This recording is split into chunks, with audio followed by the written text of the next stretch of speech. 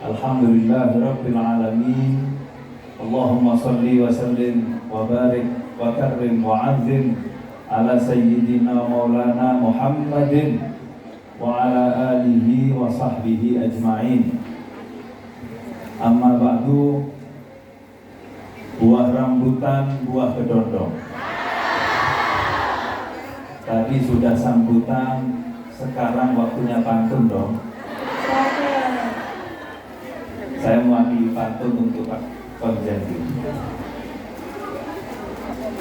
Saya kalau melihat suasana seperti ini,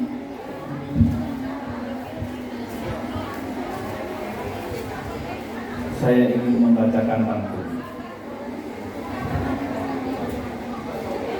Monggo. Nyetrika sarung, sarungnya bolong. Ya ora bolong ya kan itu. Sarung memang bolong ya. Nyetrika sarung, sarungnya bolong. Saya ini bingung, lagu di Indonesia apa di Hong Kong?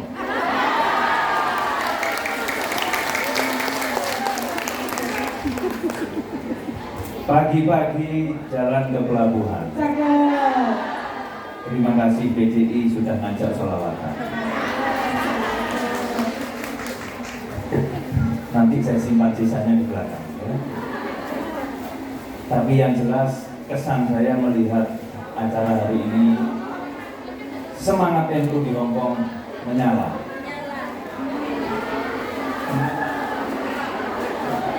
Karena ini gak ada abangnya, jadi saya nggak mungkin mengatakan menyala abang.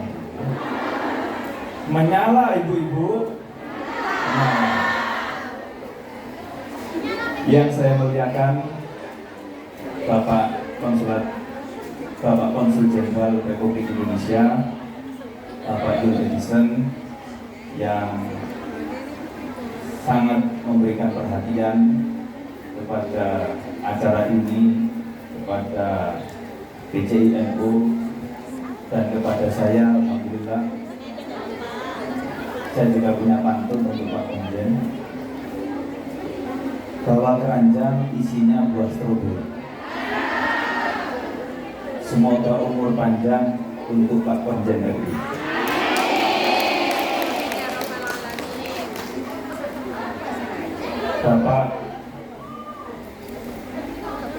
Bapak-bapak jajaran dari Konjen RI di Hongkong, Pak Raymond, Pak Pandi, dan Bu Fia dari Bensosbud yang saya hormati, Roy Surya yang saya hormati, Bapak Ustadz Istianto Setiawan. Istiawanto Setiawan ya. Itu menunjukkan memang saya belum kenal, baru ketemu hari ini ya. Saya baru ketemu sama yang undang itu baru tadi malam ya. Serta jajaran Surya BCI NU Hongkong, Bapak Ketua BCI NU Hongkong, Bapak Edi Suparno, Bapak Suparno ya. Kok tak tambah-tambahin sendiri gimana? Beserta jajaran Tamfidia BCI NU Hongkong, ketua-ketua pimpinan Badan Otonom BCI NU, dari BCI Muslimat, BCI Fatayat, BCI IPPNU, ya saya sebut. Jangan khawatir. BCI Pagar Nusa, saya tadi tanya kalau sudah ada ansornya nggak di sini? Nggak ada tuh. Iya, saya yakin kalau ada ansor dan banser di sini pasti akan kalah dengan ibu-ibu. Sekarang apapun bansernya pasti kalah. Dan seluruh ketua MWC dan ranting NU yang semuanya ibu-ibu. Baru di sini saya melihat ketua MWC NU ibu-ibu, ketua ranting NU ibu-ibu. Itu pemandangan yang tidak lazim. Jadi saya baru sekarang ini baru sadar kenapa di era Ketua Umum PBNU yang sekarang, Kiai Haji Yahya Khalil Stakuf, dia memasukkan perempuan-perempuan di dalam jajaran PBNU. Karena ya untuk ngurusi MBC yang ibu-ibu, ranting-ranting yang ibu-ibu. Bahkan kemarin saya sudah kirim foto ke teman-teman di PJN Kota, mungkin sekarang juga lagi nonton. Pagar nusanya ibu-ibu. Ya, ini yang diamankan dan yang mengamankan siapa ya? Ya, bisa jadi kalau saya didampingi Pagar Nusa terus di sini, bisa jadi saya yang nggak aman. Nggak aman waktu pulang maksudnya. Ya. Tapi alhamdulillah istri saya sudah saya briefing dari awal ya. Sebelum berangkat sudah saya briefing. Ketua panitia acara Pak Edi luar biasa sukses. Insya Allah diangkat jadi wali. Ya. Pokoknya sabar saja, apalagi melawan ibu-ibu, sabar saja jadi wali. Makanya ibadahnya bapak-bapak itu nggak usah ribet-ribet. Kayak disenangi bojone menengoan, diangkat derajatnya oleh Allah. Karena ibu-ibu itu memang bahaya, Bu. Kalau sudah protes, jangankan bumi, arus aja guncang. Makanya sampai di Al-Quran ada surat Al-Mujadalah atau Al-Mujadilah. Itu sampai dari surat di dalam Al-Quran. Itu Al-Mujadilah maknanya apa kalau boleh tahu? Kalau bahasa kasarnya, perempuan yang sedang komplain, perempuan yang sedang sekali protes kalau perempuan jadi surat di Al-Quran. Masya Allah. Makanya jangan banyak-banyak protes, nanti suratnya nambah. Sudah ada surat An-Nisa, ada surat Al-Mujadilah atau surat Al-Mujadilah. Jadi kalau ibu-ibu lagi marah, itu Allah langsung dengar. Malaikat horeg semua. Ono-ono ibu. Kok langit sedang goncang? Ternyata ibu-ibu sedang komplain. Makanya Pak Edi, ya begitulah nasibnya.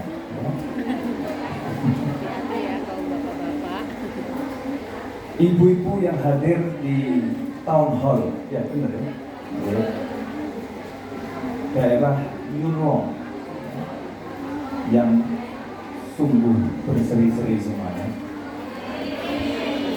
Ya karena nggak ada bapaknya ya, namanya ibu.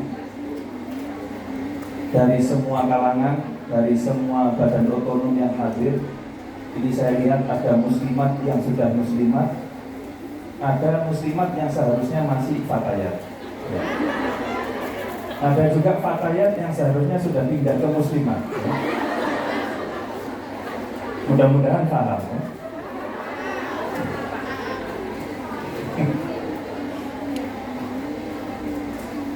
Dan semua panitia yang luar biasa. Tepuk tangan untuk panitia.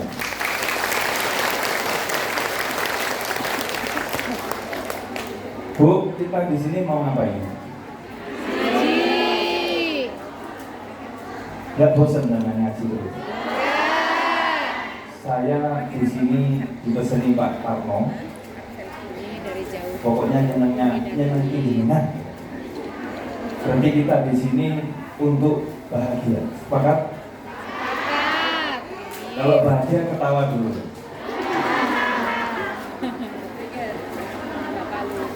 Ngomong-ngomong tentang bahagia, karena ini memang temanya bahagia. Jadi raih kemenangan Idul Adha dengan kebahagiaan. Ibu-ibu tahu nggak bahagia itu apa? Definisi bahagia itu apa? Ayam. Bahagia itu apa ya? Senang. Kalau saya boleh mendefinisikan, ini jadi agak serius tapi santai gitu ya. Mengalir aja mengalir. Dengan keseriusan terus belum terus ya turunkan lagi tensinya. Biar naik terus tensinya. Bahaya. Nanti muncul surat Al-Mujadalah 2. bahagia itu, kalau saya boleh bertanya kepada jenengan, bahagia itu berhubungan dengan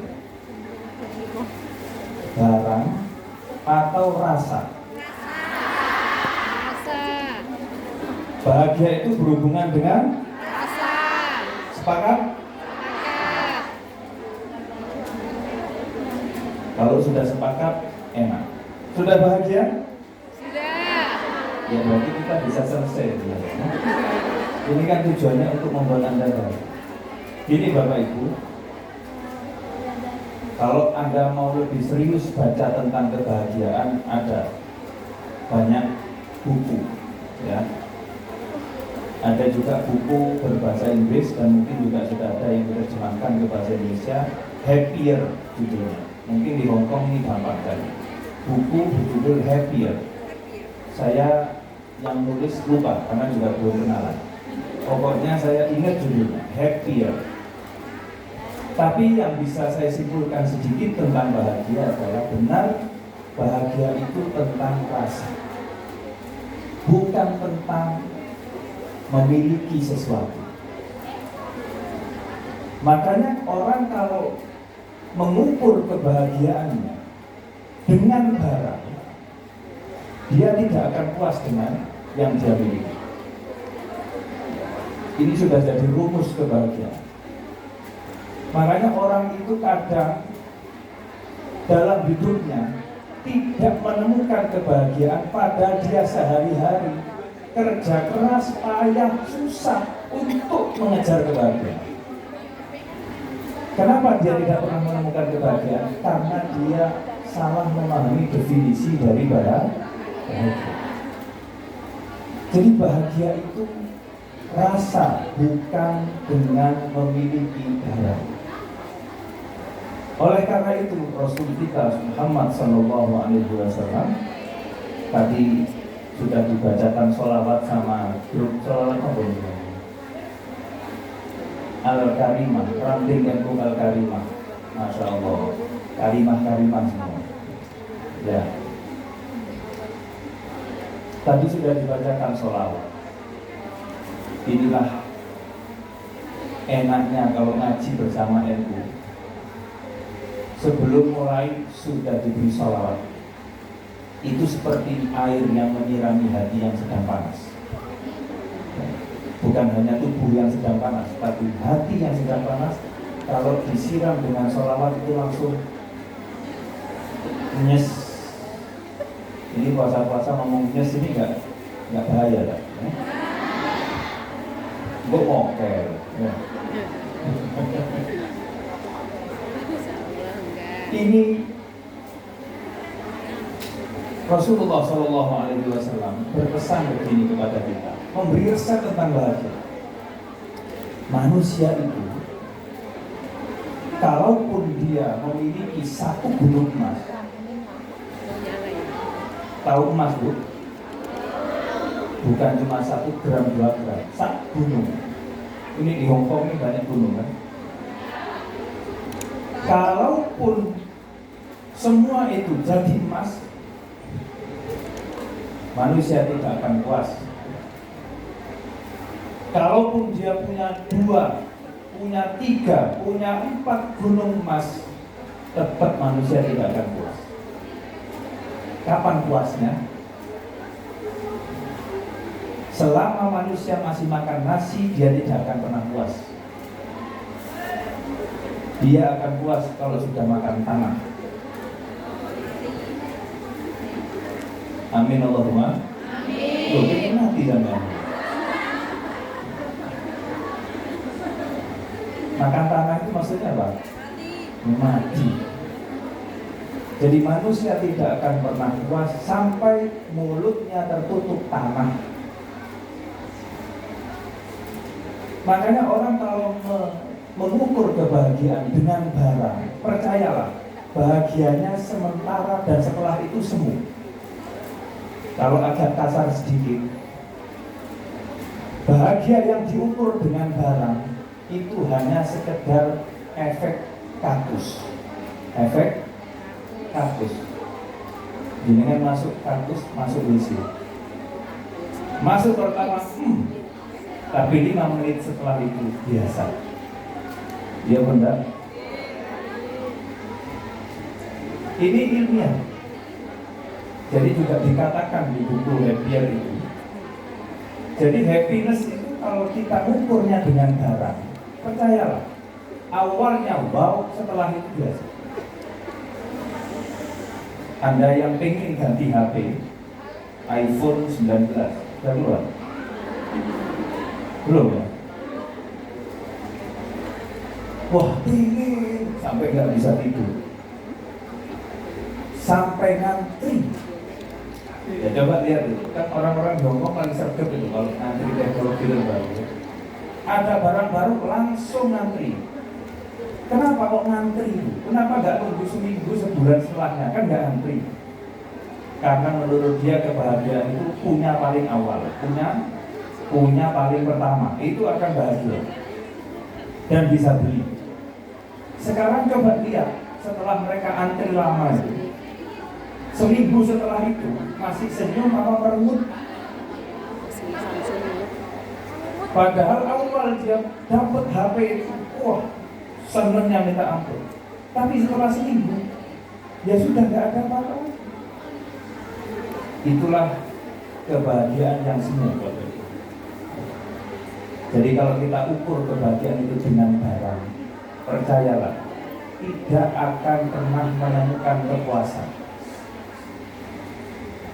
Tidak ada kata sempurna dalam kebahagiaan kalau diukur dengan barang. Tidak ada kata sempurna. Tidak ada kata wis cukup sak miniai, tidak akan ada. Oleh karena itu saya sangat senang sekali kalau panjenengan ini menjawab kebahagiaan itu hubungannya dengan rasa. Rasa itu Bapak Ibu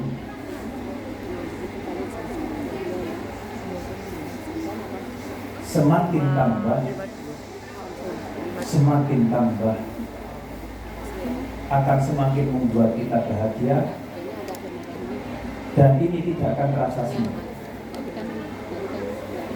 Karena kita bisa menemukan kebahagiaan dimanapun dan tidak berhubungan dengan barang. Makanya setiap orang itu bisa bahagia. Apakah bahagia hanya milik orang-orang yang kaya, miliarder, triliuner? Tidak. Wong becaan bisa bahagia, supir angkot bisa bahagia, supir taksi bisa bahagia. Tidak hanya Elon Musk, ya, apalagi yang duitnya nggak terbatas, Zuckerberg, Bill Gates. Tidak hanya mereka yang bisa bahagia, yang pengangguran itu bisa bahagia. Itu bukti bahwa bahagia itu urusannya dengan rasa. Nah, ini saya dikasih waktu berapa? Setengah jam lagi. Ya nanti kan ada lagi. Ojo kemarau kok. Ojo BKB.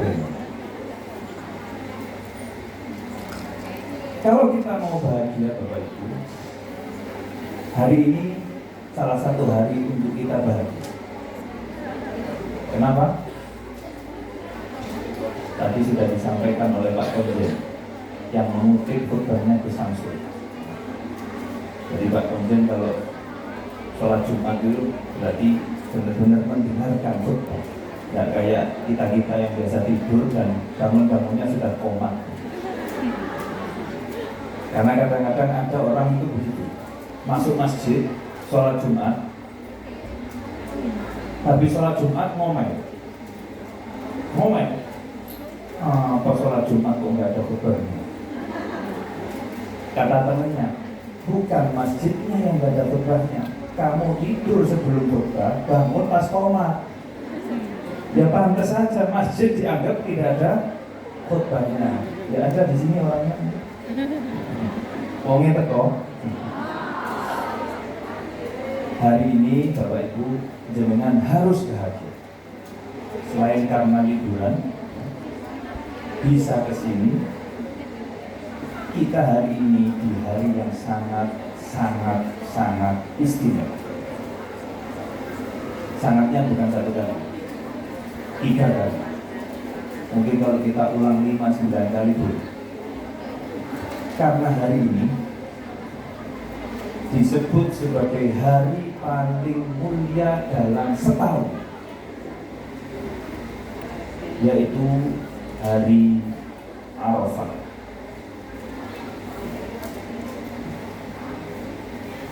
Siapa yang sedang menyimpan doa, siapa yang sedang punya keinginan paling tinggi, keinginannya ada keinginan yang paling besar, doakan, bacakan keinginan itu hari ini. Dan insya Allah nanti kita akan sama-sama berdoa. Saya yakin jenengan semua punya impian masing-masing. Kalau mimpi jangan yang biasa, yang tinggi, yang mustahil, sampai kita itu takut untuk bermimpi. Kalau Anda masih berani bermimpi, berarti mimpinya kurang besar. Tapi kalau sudah mulai takut bermimpi, berarti mimpinya sudah mulai besar. Apa yang menurut Anda sulit Anda capai, tapi Anda inginkan, sebutkan hari ini. Karena jaminan tentang dikabulkannya doa hari ini bukan dari saya, tapi dari junjungan kita Nabi Muhammad Sallallahu Alaihi Wasallam. Khairul doa yaumi Arafah. Sebaik-baiknya doa adalah doa hari Arafah. Jenengan punya keinginan apa? Saya tidak akan mewawancarai satu persatu. Habis waktu kita. Ya. Apalagi ibu-ibu ini kalau ditanya pengennya apa, nggak hanya satu. A, B, C, D, E, F, G. Ini penting semua. Dia penting semua yang kedua. Berat ya. Ya orang anak simpel-simpel. Tujuannya tak mamuan. Oleh di mana termasuk gitu. Ini jangan-jangan sedang menyimpan doa itu ini. Kalau istri saya sudah nggak percaya dengan saya, nggak mungkin doa begitu, nggak mungkin. Karena saya pernah tanya ke istri saya sebuah pertanyaan yang meyakinkan istri saya. Saya pernah tanya ke istri saya, ngapain sih laki nikah lagi? Ngapain? Itu istri saya langsung blooming, ya. Sudah kayak bunga yang mekar, wah bojoku gak bakal boleh mana. Makanya ke Hongkong pun dilepas sendiri aman. Kalau dikawal sama Pak Darnusa jadi gak aman. Jadi Bapak Ibu yang saya hormati, hari ini kita harus happy. Bukan happy karena kita liburan, karena aja, bukan. Ini karena kita happy sebagai umat Nabi Muhammad Sallallahu Alaihi Wasallam.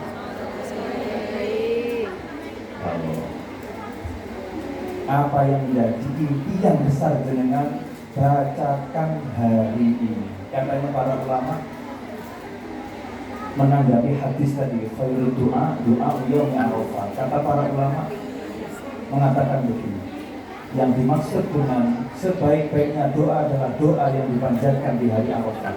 Maksudnya adalah doa yang dipanjatkan di hari Arafah paling cepat dikabulkan oleh Allah. Ini tidak boleh serius, Aquarius, nggak hanya serius, Aquarius, Icarus, Aquarius. Sehingga kita mesti paham, dia bukan brand yang Aquarius itu ada. Oh iya, zodiak jelas.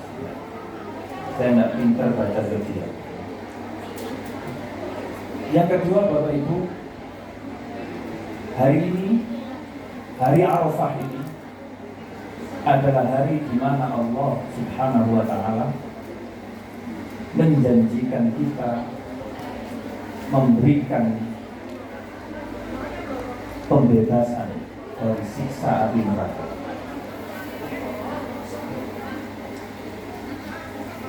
Dengan ditawari, kowe pilih berbundi merokok atau pinggirannya surga, kayak gitu.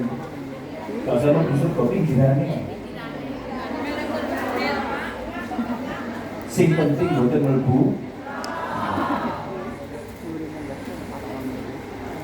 Hari ini Allah Subhanahu wa taala memberikan pembebasan itu bahasa intelektual apa bahasa pembebasan, bukan hanya remisi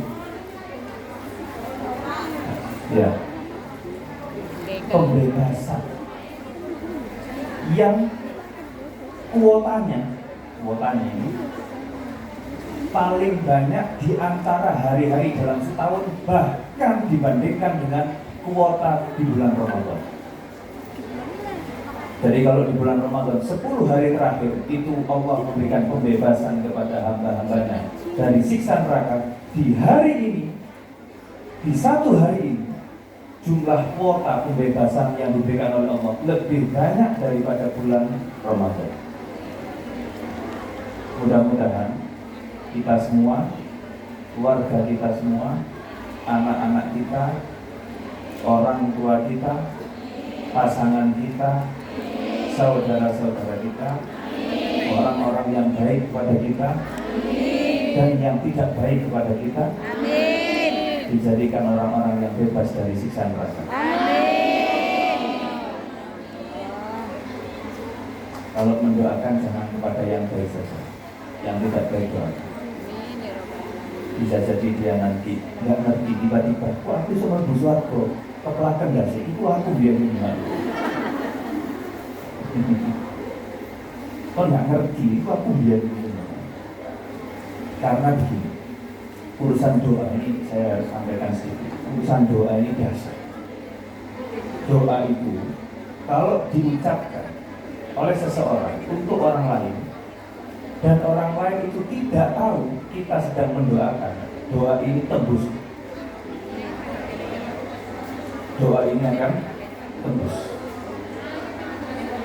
Yang mengamini langsung malaikat, dan malaikat tidak hanya mengamini tapi juga mengatakan doa itu akan kembali kepadamu juga. Jadi kepada yang mendoakan. Makanya ketika saya pernah ditanya oleh seseorang, terus gimana caranya ingin cepat naik haji, ini kan bulan haji. Saya katakan begini, haji itu tidak lihat potongan. Jadi potongan bisa haji, potongan dari saudara aja. Potongan bu, potongan itu pawaan. Itu bahasa keren. Untung aku gak bisa bahasa kantor. Tak ceramai bahasa kantor. Nanti kalau ngabarinya kurang setahun mungkin saya sudah belajar. Ngabarinya kurang sebulan tidak cukup. Kalau jenengan mau dimudahkan untuk berangkat haji, kalau ada orang yang haji, doakan. Jangan sirik. Biasanya kan orang sirik, paling mulai grup rasan-rasan sudah mulai ya, WA grup sudah mulai ramai. Kalau temannya bisa haji, jangan bu. Kok paham ya Ustaz Yus, pengalaman ini mengurusi muslimat fatayat gak hanya di sini saya ketemu, di sana juga ketemu. Jadi kalau ada orang bisa haji, doakan langsung, doakan hajjan mabrurah wa sa'yan masykurah wa daman maghfurah. Mudah-mudahan engkau dimudahkan untuk berangkat haji sering kali, lebih dari satu. Dan berdoanya kalau dia pas nggak tahu.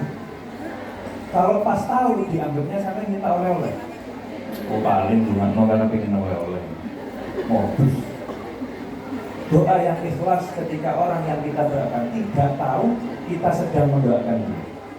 Ini bu, doa yang tembus dan akan kembali kepada yang mendoakan.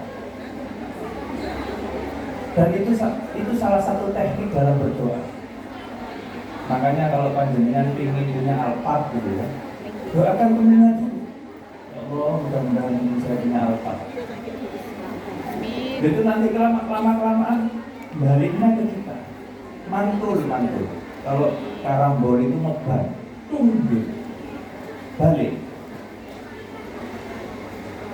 Jadi kalau mendoakan temennya jangan hemat-hemat, jangan irit-irit. Untuk sampai kesugihan. Gimana gue ya, Le? Untuk sampai keenakan melebihi saya ya Allah. Ya jangan. Itu doa orang hasud. Al-hasud la yasud. Orang hasud gak akan menang.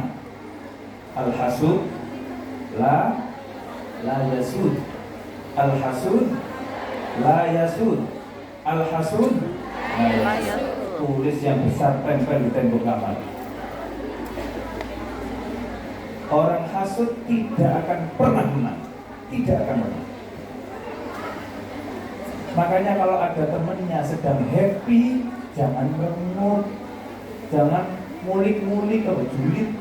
Kata orang ya, itu kok bisa dapat itu ya, kok bisa punya ini ya, nggak usah. Alhamdulillah, ya Allah tambahkan rezeki untuk teman saya. Allah kalau ngasih nggak pelit, nggak akan dikasih ke dia saja, awak musan.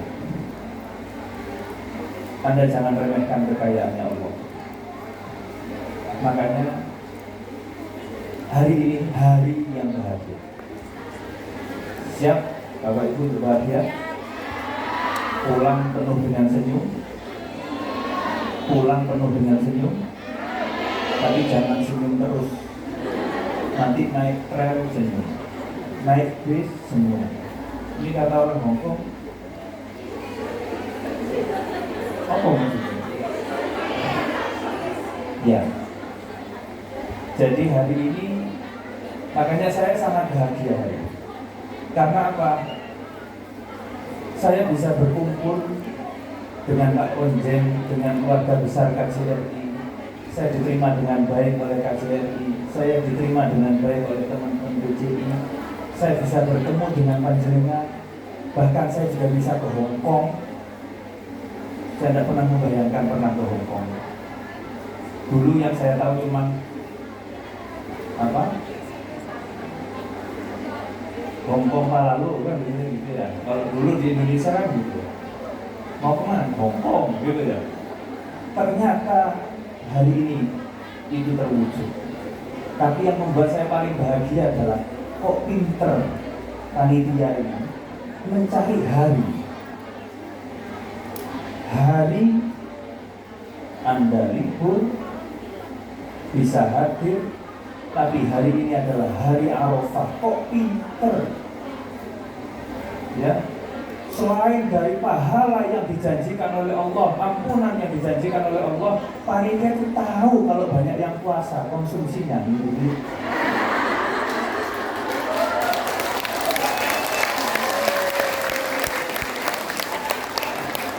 Tegas saya ini. Rasanya aku gak ngerti dan ini. Politik ini politik ala NU ya begini nih politiknya. Jadi Pak Konjen jangan tersipu-sipu dulu Pak. Ini ada maksud di balik itu Pak. Ya, saya ungkap investigasi. Iya. Kok pintar dong yang boleh nggak cara di pas Nawoso. Jadi dia nggak bisa saya minta kopi nggak bisa. Nah ini nggak tahu ini.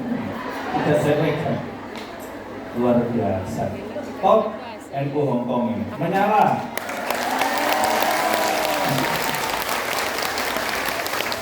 Nah kembali ke bahagia.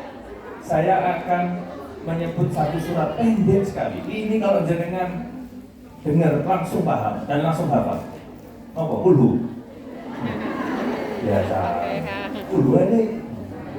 Kejawan. Ulu ini. Saya tidak menyalahkan orang yang mengatakan ulu ini. Karena kehebatan Al-Quran itu sependek kulhu bisa menguatkan iman. Sependek kulhu bisa menguatkan iman. Apalagi Al-Baqarah. Apalagi Al-Quran 30 juz. Bahkan sependek Bismillahirrahmanirrahim bisa membawa seseorang dari yang belum beriman menjadi beriman. Ada cerita orang di Amerika, profesor terdidik menemukan sobekan kertas. yang di dalamnya tertulis Bismillahirrahmanirrahim. Itu gara-gara nemu saja, langsung menyatakan diri, aku mau masuk Islam. Ketika ditanya, kenapa engkau ingin masuk Islam? Baru kali ini aku menemukan Tuhan yang dikenalkan dengan sifat Ar-Rahman Ar-Rahim, yang maha pengasih lagi maha penyayang. Ini yang sedang aku cari. Bu, secari kertas bu, bisa mengislamkan orang. Apalagi kalau baca Al-Qur'an. Sudah berapa kali khatam Al-Qur'an? Alhamdulillah. Kembali lagi, surat pendek ini bukan buku. Surat pendek ini yang biasa dibaca oleh khotib-khotib saat Jumat, mungkin juga favoritnya Gus Samsul, yaitu surat Wal Asr. Oh, ini surat dahsyat. Dahsyat bu. Saya baru nyebut aja sudah merinding. Kalau tidak bisa saya lanjutkan gimana? Saya tutup aja. Wal asri innal insana lafi khusri illal ladzina amanu wa 'amilus shalihati wa tawassaw bil haqqi wa tawassaw bis sabr. Insyaallah. Bisa merasakan apa yang saya rasakan? Enggak. Belum ya? Belum saya jelaskan. Ojo kemeru sih. Wal asri ini kiat kalau pengen bahagia. Resepnya bukan dari saya, bukan dari motivator. Al-Qur'an yang menyampaikan Rasulullah Sallallahu Alaihi Wasallam. Wal asri, demi masa, demi waktu. Allah Subhanahu wa Ta'ala kalau sudah menggunakan sesuatu untuk dijadikan sumpah, berarti sesuatu itu bukan biasa. Kita kalau membaca wal asri, kenapa Allah menggunakan waktu dijadikan sumpah? Berarti ini bukan hal biasa. Wal asri, demi waktu. Ulama tafsir banyak membahas tentang ini. Saya juga membaca beberapa kitab tafsir. Salah satu yang saya temukan singkat, tidak terlalu panjang, adalah penjelasan di dalam At-Tafsirul Wadih karangan Syekh Ali As-Sabuni. Wal asri ay az-zaman wal waqt. Al-asr itu artinya adalah zaman, masa, waktu. Dijelaskan di tafsir itu,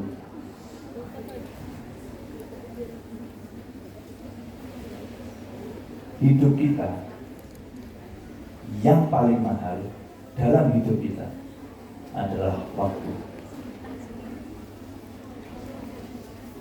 Kalau sudah tidak ada waktu bagi kita, kita tidak akan bisa melakukan apa-apa lagi. Anda bisa hadir di sini kenapa Bu?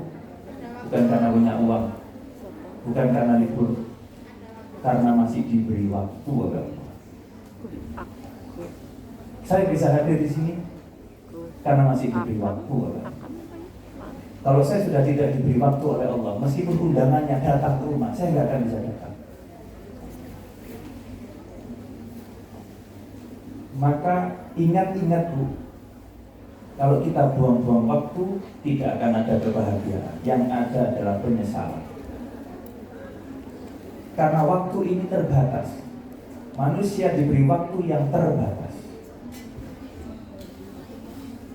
Jadi seperti kayu bakar, semakin lama bukan semakin tambah, tapi semakin mendekati akhir.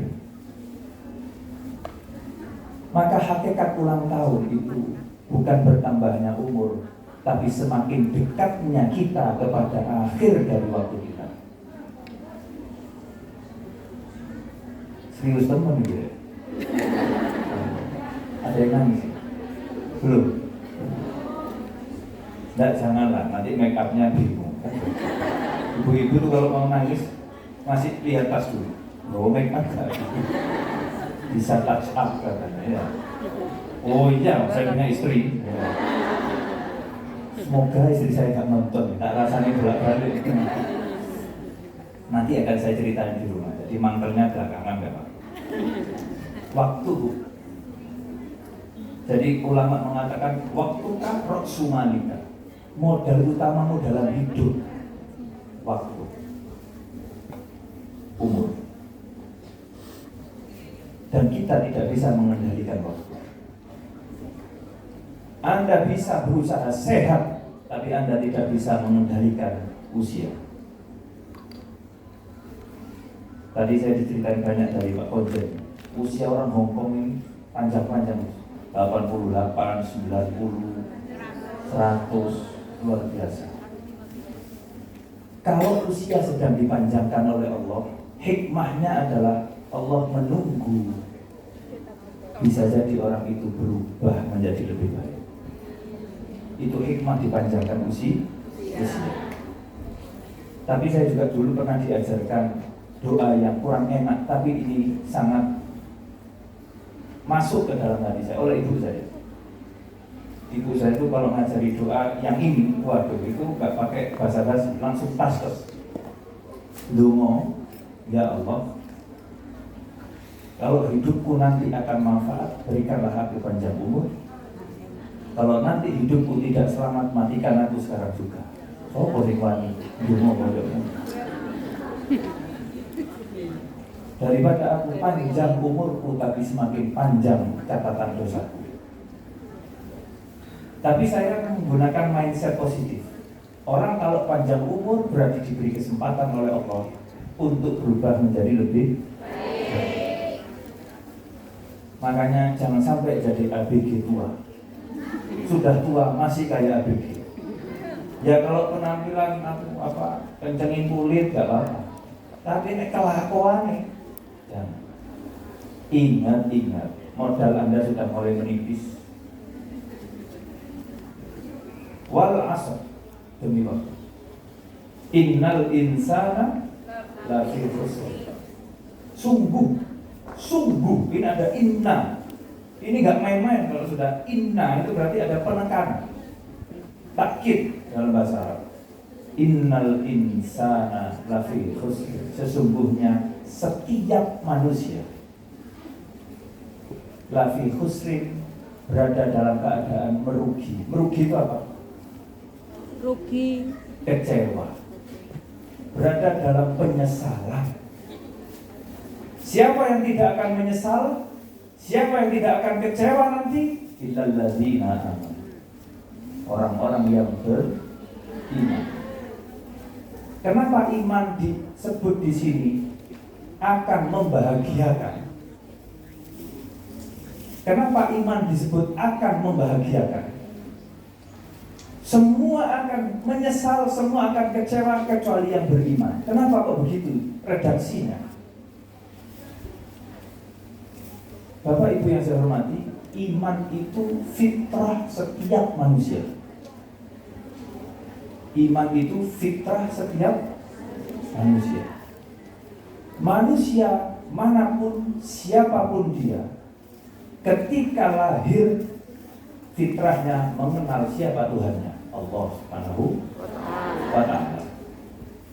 Jadi kalau ada bayi baru lahir dan bayi itu bisa bicara, kalaupun ada, langsung tanya siapa Tuhannya, pasti jawabnya Allah. Meskipun orang bohong, jaminan. Karena setiap ruh manusia ini sudah diikat bai'ah kontrak oleh Allah sebelum mereka ditiupkan ke dalam jasad. Kontraknya ada di dalam Al-Quran. Alastu birabbikum. Allah sendiri yang mengikat kontrak. Wahai para ruh, bukankah aku Tuhanmu? Mereka semua menjawab, qalu bala syahidna. Iya, inggih ya Allah, kami bersaksi bahwa Engkau adalah Tuhan kami. Setiap manusia yang lahir, di dalamnya ada fitrah, yaitu mengenal siapa Tuhannya, Allah Subhanahu wa Ta'ala. Kalau mau happy, jangan jauh-jauh dari fitrahmu. Kalau mau happy, jaga fitrahmu tetap bersih. Makanya kalau kita mendidik anak, Bapak Ibu, anak itu bukan sekedar hasil perbuatan Anda. Umak-umak bukan. Anak adalah tamu istimewa dari Allah. Buktinya apa kok anak itu disebut tamu? Iya, banyak yang umak-umak kok nggak punya anak. Itu menunjukkan bahwa usaha tidak selalu berbanding dengan hasil. Saya sudah punya anak 4, alhamdulillah. Gak ketok ya? Gak kelihatan? Ya, memang saya suka dianggap belum menikah. Kemarin saja yang tanya sudah menikah, Gus. Wah, ini pertanyaan bahaya ya.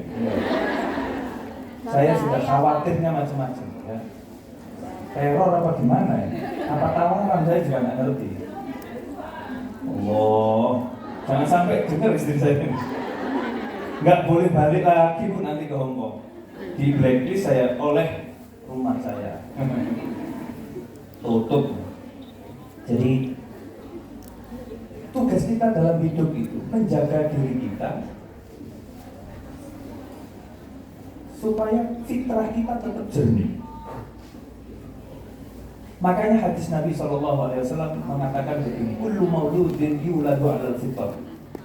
Setiap anak yang terlahir itu terlahir dalam keadaan fitrah. Kalau bahasa paling mudah, tidak ada bayi yang lahir tidak dalam keadaan beriman, tidak ada. Semua bayi yang lahir dalam keadaan beriman.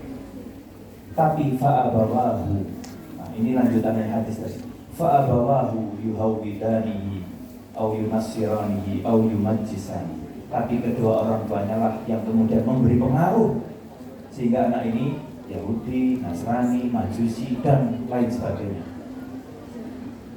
Jadi pengaruh pendidikan, pengaruh orang tua, pengaruh ajaran, pengaruh lingkungan, pengaruh pergaulan, pengaruh teman, itulah yang mengubah fitrah manusia. Tapi fitrah tidak akan hilang. Biasanya hanya tertutupi. Makanya kalau jenengan dakwah, ini panjenengan ini semuanya punya kewajiban dakwah. Kalau ada orang Hongkong yang baru masuk Islam, ucapkan selamat datang kembali. Bukan selamat. Kalau selamat datang itu hanya bagi tamu yang nggak pernah datang. Tapi selamat datang kembali. Welcome back. Welcome back to Islam. Kenapa?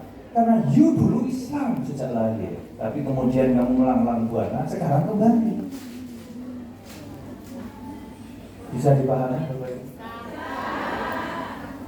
Makanya kalau kita jauh dari iman, bisa menemukan kebahagiaan atau tidak? Tidak bisa. Kenapa? Karena iman itu fitrah. Fitrah itu rasa. Orang yang sulit mencari kebahagiaan itu kadang-kadang karena begini. Dia memberi asupan rasa dengan barang, ya nggak masuk.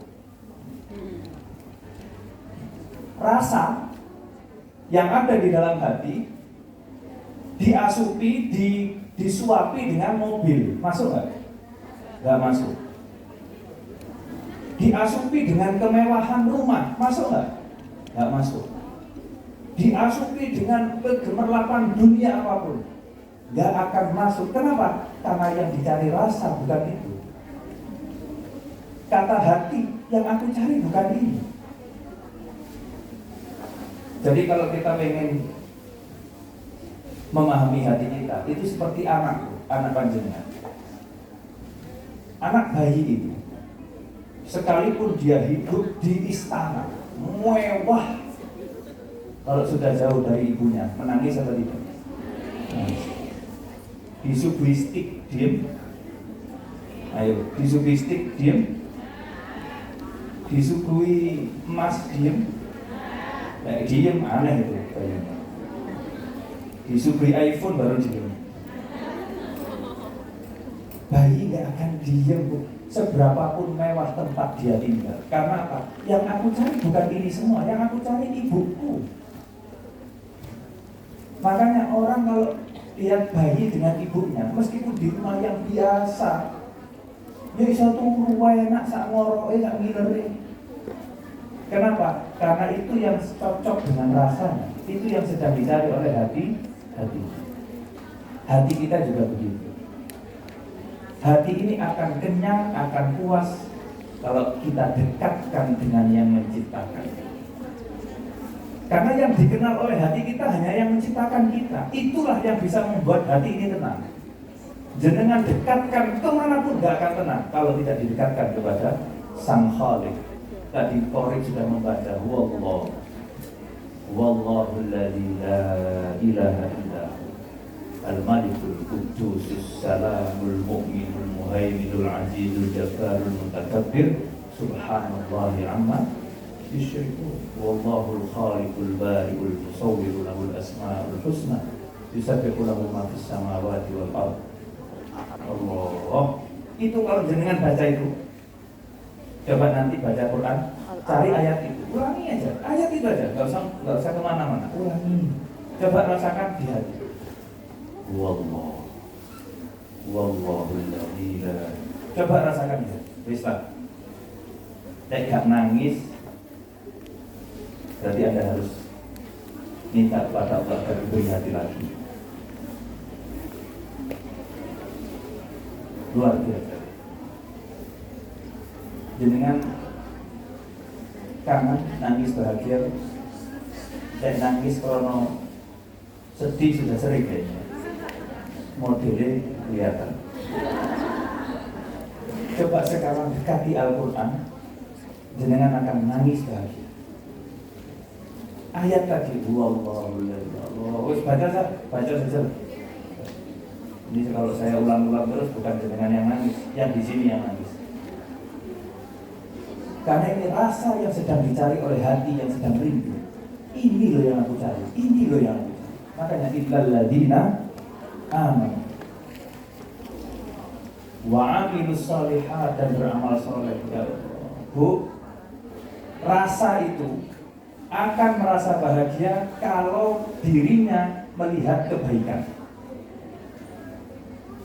Jenengan lihat tempat bersih, senang. Jenengan lihat tempat kotor, kecewa, nggak pas. Jenengan lihat ada orang baik, senang. Maka hati itu memang dekatnya dengan kebaikan. Kalau mau bahagia, lakukan hal-hal yang baik. Dan hal-hal baik yang paling utama yang harus kita lakukan adalah rukun Islam yang 5 itu. Selain syahadat, sholat, puasa, zakat, pergi haji. Pun makanya sholat ini yang biasa jenengan lakukan sehari-hari, jadikan kesempatan untuk healing. Healing bukan dengan jalan-jalan. Percuma Bu, jalan-jalan masuk subuh, pulang nggak happy, sumpek melihat nota-nota penyesalan.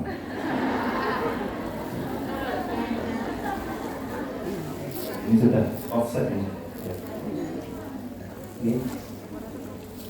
Makanya masjid, musola atau sajadah jenengan yang ada di rumah jenengan masing-masing itu adalah spot healing terbaik. Kalau sumpek segera gelar sajadah itu, sholat 2 rakaat, nikmati sujudmu senikmat mungkin. Seakan-akan Anda melayang nggak sadar kemana. Oke, jangan ketiduran. Untuk sujudnya kesulitan datang. Jadi wa'amilus shalihat yang paling utama adalah al-wajibat, al-faraid, yang fardu-fardu lakukan. Jangan sekali-kali ditinggalkan.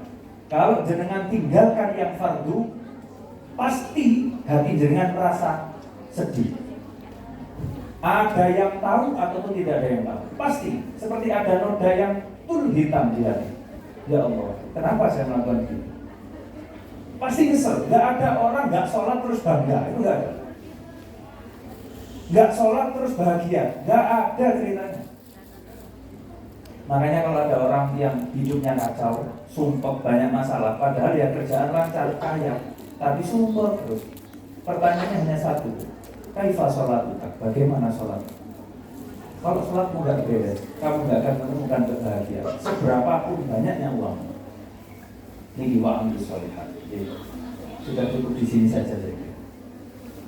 Saya lanjutkan atau enggak? Nanti aja. Ya sudah. Wa tawasau bil haqqi wa tawasau bis sabr. Ini ibadah sosial, Bu. Wa tawasau bil haqqi wa tawasau bis sabr. Hati akan merasakan kebahagiaan ketika kita melihat orang lain bahagia. Makanya kadang-kadang untuk bahagia itu tidak selalu dengan memiliki dan menerima, tapi kadang-kadang dengan memberi kita justru bahagia. Karena hati senang lihat orang senyum, itu senang. Ya Allah, alhamdulillah, mari tak kayak ini lagi, alhamdulillah enak itu. Hati yang dicari itu. Kalau kalkulator otak, enggak. Wah, kalau saya ngasih kurang dong saya. Jadi ini sama ini kadang-kadang nggak sinkron. Hitungannya sini itu profit, yang sini charity. Itu nggak nyambung. Ini gimana? Tapi coba kalau jenengan ada orang membutuhkan terus jenengan kasih, terus dia nangis bangga karena jenengan kasih, jenengan bangga, bahagia nggak? Itulah hati kita, perilaku hati kita begitu. Kalau melihat orang lain bahagia, kita akan ikut bahagia.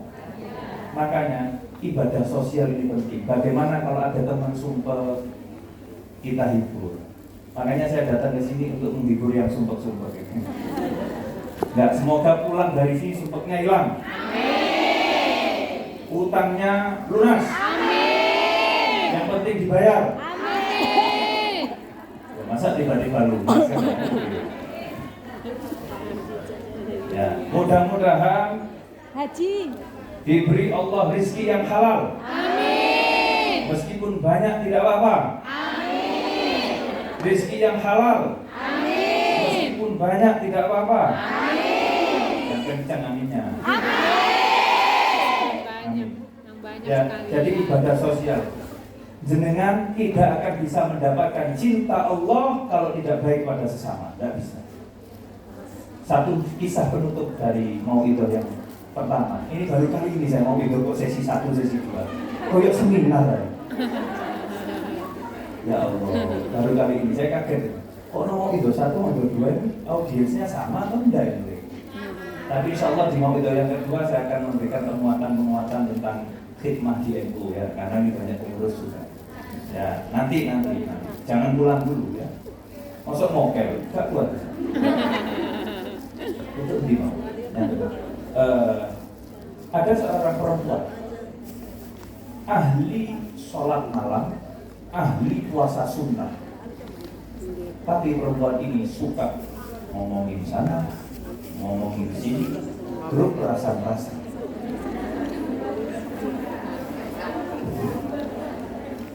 Itu kemudian sosok perempuan ini diceritakan kepada Rasulullah SAW. Apa tanggapannya Rasulullah? Hiya finnar. Perempuan itu padahal ahli sholat sunnah, ahli sholat malam, ahli puasa sunnah, siangnya puasa, malamnya sholat malam, tapi gak bisa menjaga lisan. Hiya finnar, kata Rasul. Makanya jenengan kalau mau menunjukkan akhlak utama, yang paling utama jaga lisan dan tulisan. Karena kata Imam Ghazali, tulisan adalah bagian dari ucapan. Dari jempol kita itu bagian dari lisan kita. Sekarang kan orang nggak begitu. Aku loh nggak ngomong, cuma ngomong kan kejem, komentarnya kejem, netizen. Meskipun nggak mengucap lagi, jempolnya lebih tajam dari pisau, sama. Hati-hati Bu, hati-hati. Karena akhlak, banyak amal ibadah seseorang gugur jadi sia-sia. Dan karena akhlak yang baik, ibadah orang yang biasa bisa jadi mulia karena akhlak. Semua yang menentukan nilai ibadah kita akhlak. Allahumma fiqh lahu min thariq. Assalamualaikum warahmatullahi wabarakatuh.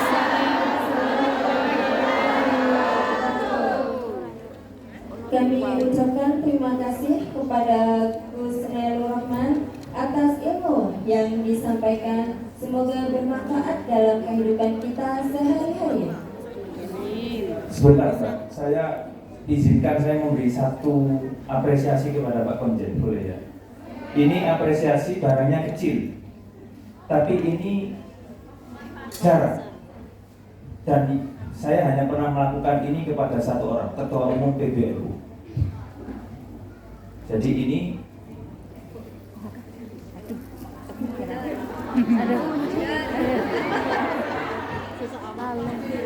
besok ke kantong Doraemon. pin 1 abad. Saya akan berikan dua kepada Konjen. Mohon terima, Pak. Ya. Jadi kalau Gus Ketum Kiai Yahya pakai ini, itu dulu saya ngasih, tapi jangan bilang-bilang ya.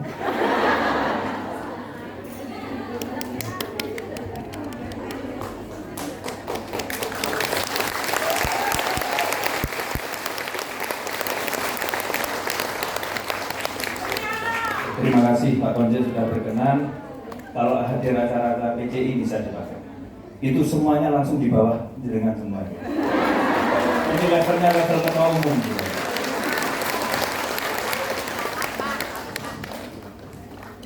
Terima kasih Gus, ini satu kehormatan. Jadi ya, susah ya saya untuk apa kata yang paling tepat untuk menggambarkan betapa senangnya, betapa terharunya saya dapat seperti ini ya. Karena sebenarnya ini kan tugas kami, Gus ya, dan Pak Parno, Pak Ustadz.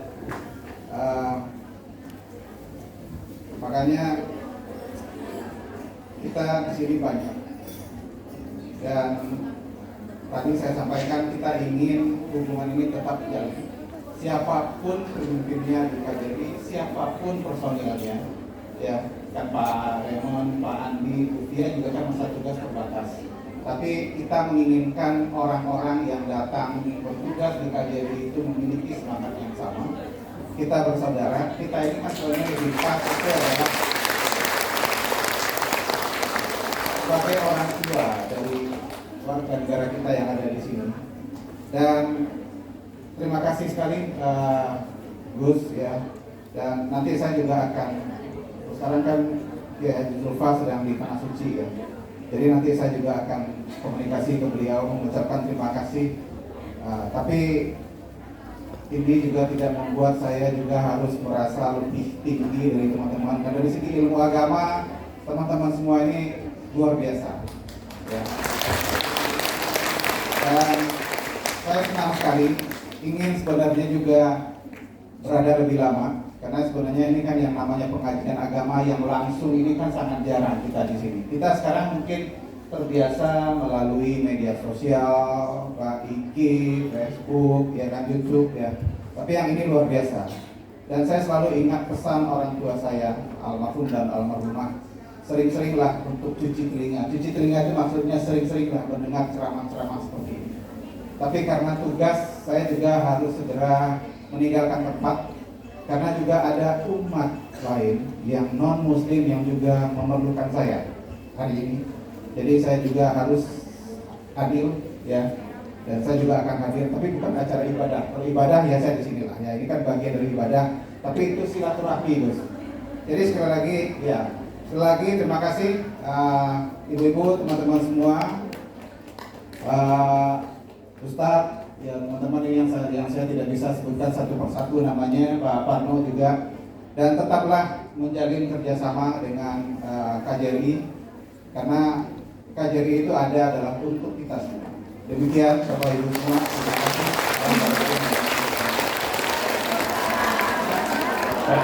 Saya boleh minta kita selfie bareng dengan ibu di sini juga. Iya. Ya di sini aja. Ibu ikut Pak Raymond, Pak Andi. Iya. Kita menghadap ke sana. Iya. Ibu ya.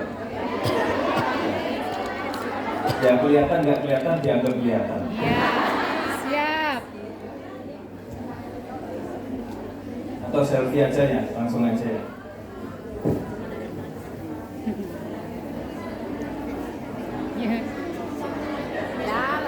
Ini dong.